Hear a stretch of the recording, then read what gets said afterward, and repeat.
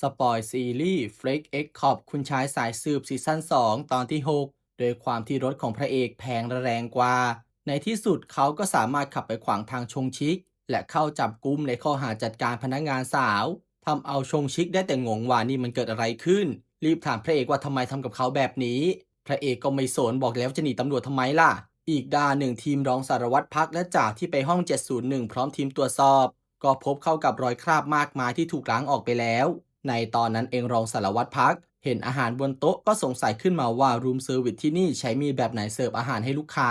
ภาพตัดกลับมาทางพระเอกที่กำลังสอบสวนชงชิกว่าไม่ผิดแล้วเขาหนีตำรวจทำไม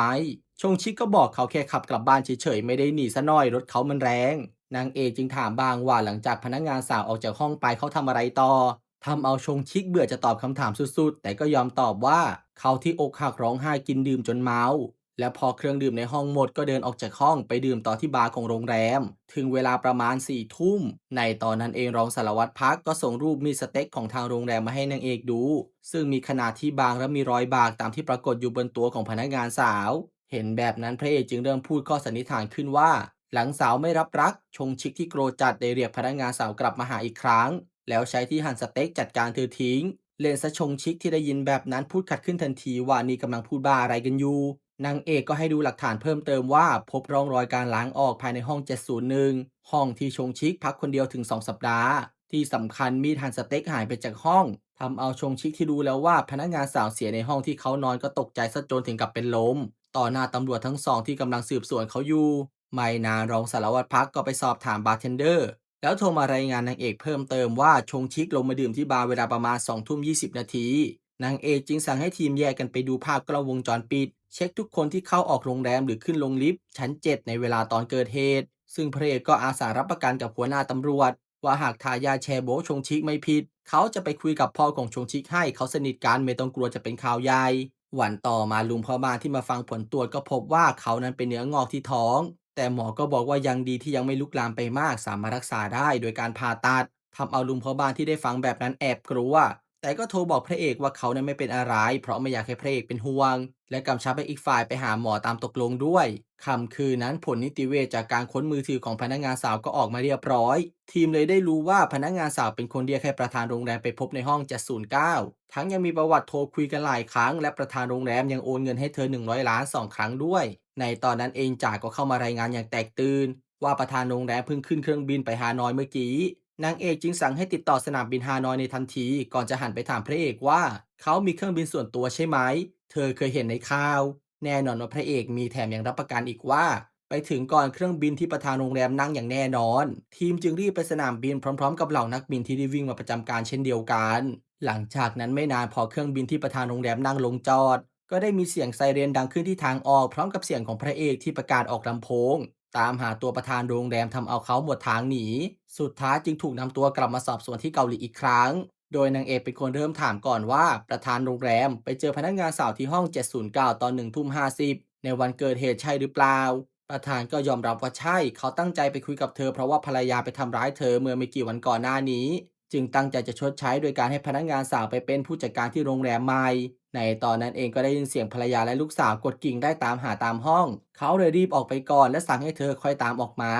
หลังจากนั้นเขาก็ไม่เจอเธออีกเลย ซึ่งช่วงเวลานั้นก็ประมาณ2 ทุ่มนางเอกเลยถามต่อว่าแล้วเขาทำอะไรอยู่ก่อนจะกลับเข้าออฟฟิศในเวลา2 ทุ่ม 20ประธานก็บอกว่าเขาไปคุยโทรศัพท์เรื่องธุรกิจอยู่ตรงบันไดส่วนเรื่องเงิน200 ล้านที่โอนไป2 รอบคือเงินชดเชยเพราะว่าภรรยาเขาไปทำร้ายพนักงานสาวทำเอานางเอกเริ่มทนไม่ไหวพูดขัดว่านี่จะโกหกตำรวจไปเรื่อยๆแบบนี้หรอเขานั้นโดนพนักงานสาวแบล็กเมย์ใช่หรือเปล่าพร้อมให้ดูข้อความที่พนักงานสาวเคยส่งให้เหมือนข่มขู่ว่าเมื่อไรจะส่งเงินมาหากทำแบบนี้ต่อไปเขาได้เสียใจแน่อย่ามาทำให้เธอหมดความอดทนนะ และเมื่อให้ดูเรียบร้อยแล้วนางเอกจึงถามต่อว่าเพราะแบบนี้จึงจัดการพนักงานสาวทิ้งหรอประธานเถียงขึ้นทันทีว่าไม่ใช่ตอนเขาออกมาจากห้องพนักงานสาวยังมีชีวิตอยู่ส่วนการที่พบร่างอยู่ในห้องนั้นเขามั่นใจว่ามีคนต้องการใส่ร้ายเขาจากนั้นเมื่อเพลย์เช็คมือถือของประธานก็พบว่ามีการโทรเข้าออกหลายสายกับพนักงานต้อนรับหนุ่มและเมื่อย้อนดูภาพจากกล้องวงจรปิดอีกครั้งยังพบจุดสังเกตเพิ่มเติมว่าพนักงานต้อนรับหนุ่มนั้นเปิดประตูห้องของประธานโรงแรมเข้าไปแบบไม่เกรงใจสักนิด พระเอกจึงยืนคิดสักพักและพูดขึ้นว่าพวกเรามีผู้ต้องสงสัยคนใหม่แล้วไม่ใช่สาวน้อยของประธานแต่คือหนุ่มน้อย เมื่อสรุปได้แบบนั้นนางเอกจึงกลับไปสอบสวนประธานเพิ่มเติมว่าแท้จริงแล้วคนรักของเขาคือพนักงานต้อนรับหนุ่มใช่ไหมประธานจึงต้องยอมรับอย่างเลี่ยงไม่ได้บอกเขาเองก็ไม่รู้ว่าทำไมเป็นแบบนี้เขาแต่งงานแถมมีลูกแล้วด้วยแต่กลับหลงรักพนักงานต้อนรับหนุ่มคนนี้หัวปักหัวปั๊มและภาพย้อนกลับไปเมื่อ2 เดือนก่อนซึ่งเป็นวันแรกที่เขาได้เจอกับพนักงานใหม่คนนี้ตัวเขาก็เกิดความรู้สึกรักขึ้นมาในใจแถมค่ำคืนนั้นหลังงานกินเลี้ยง ขากลับตอนฝนตกหนักยังบังเอิญเจอเด็กหนุ่มเดินลุยฝนกลับบ้านประธานจึงอาสาไปส่งและด้วยความใกล้ชิดนี้เองประธานก็หักห้ามใจตัวเองไม่ไหวอีกต่อไปสุดท้ายห้อง709เลยเป็นห้องที่เขาแอบเจอกับพนักงานต้อนรับหนุ่มคนนี้แต่เรื่องกลับเป็นความลับได้ไม่นานเมื่อพนักงานต้อนรับสาวบังเอิญเห็นเข้าและใช้ความลับนี้มาคอยแบล็กเมลคอยขอเงินขอกระเป๋าแบรนด์เนมจนถึงวันเกิดเหตุพนักงานสาวส่งข้อความมาขอนัดเจอเขา และบอกว่าอยากลาออกเธอนั้นเบื่อพวกแขกงี่เง่าเต็มโทนเธออยากได้เงินโบนัสก้อนสุดท้ายเป็นเงิน1,000,000,000 วอนตัวเขาไม่มีเงินขนาดนั้นเพื่อให้เรื่องทุกอย่างจบลงเลยโทรไปบอกเลิกกับพนักงานต้อนรับหนุ่มทำเอาพนักงานต้อนรับหนุ่มที่ได้ยินแบบนั้นไม่พอใจตามมาถามเขาที่ห้องทำงานว่ามันเกิดอะไรขึ้นกันแน่และทั้งคู่จึงเริ่มมีปากเสียงกันเป็นจังหวะที่ภรรยาและลูกสาวเข้ามาพอดีส่วนสาเหตุที่เขาบินหนีออกนอกประเทศ เพราะว่าเกิดกลัวขึ้นมา ตอนแรกเขาก็ไม่คิดว่าพนักงานต้อนรับหนุ่มจะจัดการพนักงานสาว แต่พอได้ยินว่าเธอเสียภายในห้อง709เก้าเขาเลยมั่นใจ เมื่อได้ยินเรื่องราวทั้งหมดนั้นทีมจึงรีบพากันออกมาเช็คว่าคืนเกิดเหตุพนักงานต้อนรับหนุ่มอยู่ที่ไหนทำอะไรบ้าง และพบว่าหลังจากออกมาจากห้องประธานพนักงานต้อนรับหนุ่มไปยืนดูชงชิกที่กำลังนั่งดื่มในบาร์แป๊บหนึ่งเหมือนว่ากำลังคิดวางแผนอะไรบางอย่างก่อนจะกลับไปเปลี่ยนเป็นชุดพนักงานกล้องสามารถจับภาพได้แค่นั้น นางเอกได้เริ่มคาดการณ์เพิ่มเติมว่าจากนั้นคงแอบเข้าห้อง701เพื่อตามให้พนักงานสาวมาในห้องนี้โดยอ้างว่าชงชิกเป็นคนสั่งให้ตามและทำการจัดการเธอทิ้งภายในห้องนั้นแต่ทั้งหมดนี้ก็เป็นเพียงแรงจูงใจทีมยังขาดอาวุธที่ใช้จัดการพนักงานสาวส่วนการสื่อสารทางวิทยุก็มีการบันทึกเสียงเอาไว้ด้วยเลยไร้หลักฐานในช่วงเวลาสำคัญซึ่งพอได้ตรวจสอบกล้องวงจรปิดต่อก็พบว่าหลังก่อเหตุ8นาทีพนักงานต้อนรับหนุ่มกลับมาขึ้นลิฟต์ ทำเอาทีมพากันงงอีกครั้ง เพราะว่าเวลาแค่นั้นไม่มีทางที่จะทั้งจัดการเหยื่อและทำลายหลักฐานพร้อมย้ายเหยื่อไปอีกห้องโดยตัวเพียงคนเดียวได้อย่างแน่นอนพระเอกจึงพูดสิ่งที่เขาสงสัยขึ้นมาบ้างว่าแล้วทำไมต้องย้ายเหยื่อด้วยล่ะในเมื่อเห็นแล้วว่าชงชิกกำลังเมาอยู่ที่บาร์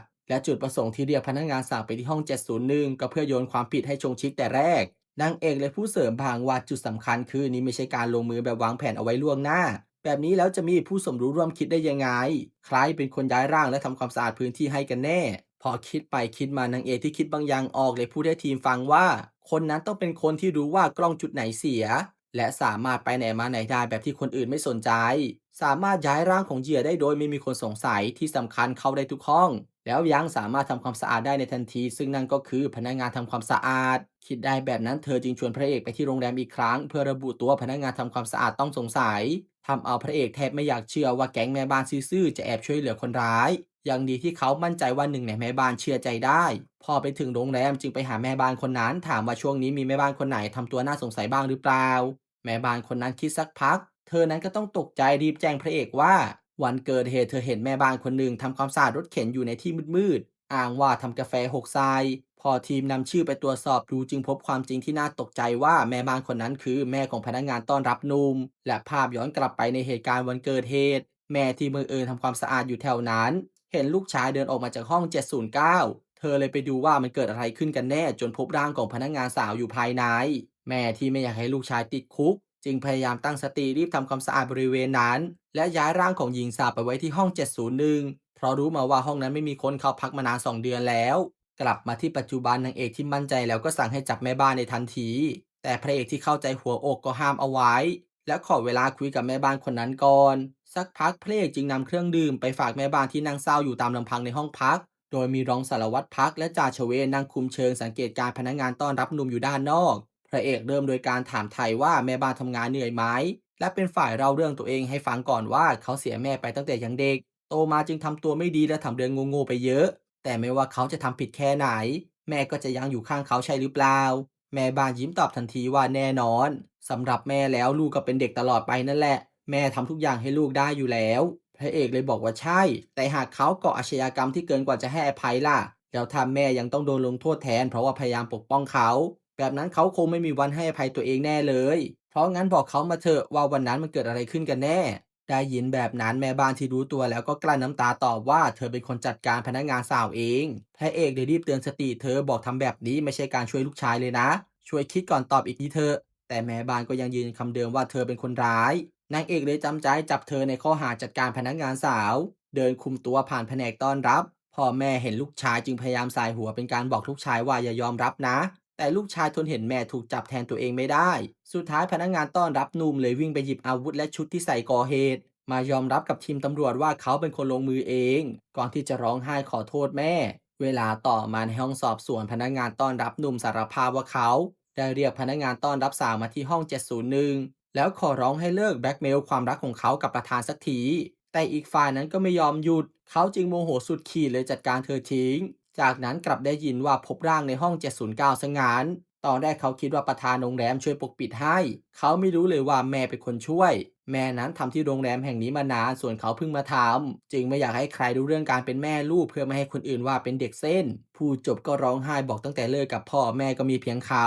แต่สุดท้ายกลับต้องมาเป็นแบบนี้เพราะตัวเขาเองคนเดียวนางเอกจึงพูดความจริงขัดขึ้นว่าจัดการคนหนึ่งคนทิ้งแล้วเอาแต่ร้องไห้เป็นห่วงแม่ตัวเองงั้นหรอแกน่าจบชีวิตคนคนหนึ่งไปเลยนะที่ทำลงไปมันคุ้มแล้วหรอ เวลาต่อมาเมื่อชงชิกและประธานโรงแรมพ้นข้อกล่าวหา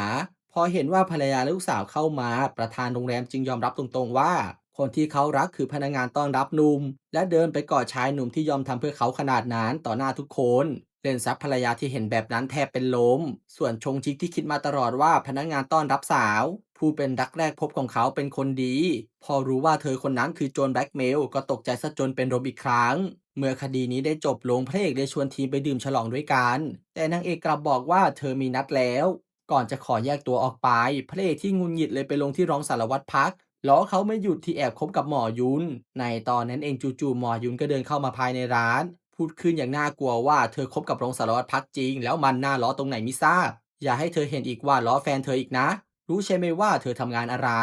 เล่นสับพระเอกและจ่าเชเวรีบยิ้มพูดแสดงความยินดีอย่างร้อนรนอีกด้านหนึ่งนางเอกก็มาเลี้ยงปิงยางรุ่นน้องสายสืบเพื่อขอบคุณที่ช่วยดูระบบกล้องวงจรปิดของโรงแรมให้ก่อนหน้านี้จนเมื่อคุยไปคุยมานางเอกก็พูดอย่างจริงจังขึ้นว่าอีก2 วันเขาคนนั้นจะกลับมาแล้วนะรุ่นน้องก็บอกเขาได้เตรียมทุกอย่างเอาไว้พร้อมแล้ววันต่อมาพระเอกก็มาหาหมอตามที่ตกลงไว้กับลุงพ่อบ้านและเล่าอาการที่บางครั้งรู้สึกหายใจไม่ออกเหมือนกับว่าผนังบีบเข้ามาตอนอยู่ในลิฟต์ หมอจิตเวชจึงขอให้เขายอมเปิดใจเล่าความรู้สึกทุกอย่างให้ฟัง เริ่มจากเรื่องที่พี่ชายนั้นเป็นคนจัดการพ่อแม่ของพระเอก หมออยากรู้ว่าพระเอกรู้สึกยังไง ทำเอาพระเอกพูดขัดขึ้นอย่างโมโหบอกเอาเป็นให้ยาเขาไปกินแทนที่จะมาเสียเวลากันแบบนี้ดีไหม